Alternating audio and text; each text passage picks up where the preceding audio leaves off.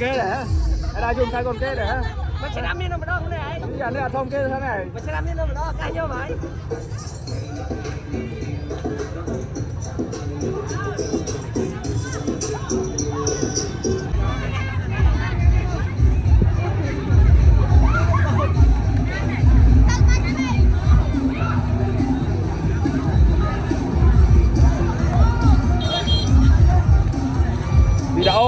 video ấy các bạn thôi chắc nha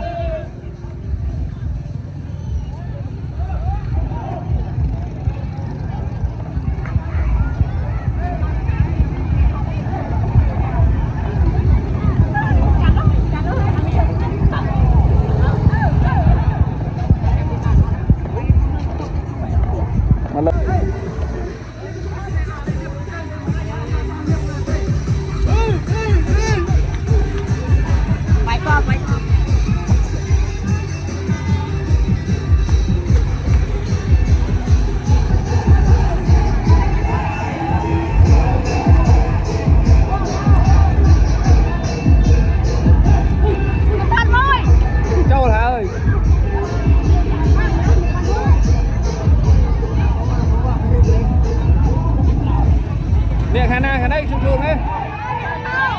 to châu phê thế này thay từng ngon này mày mau tan nè mau tan gì ấy bắt tay khơi đây này khơi nó chắc này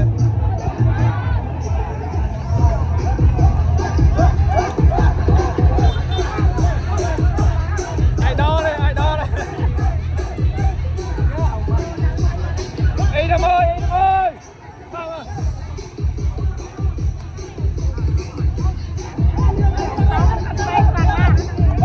Romeo này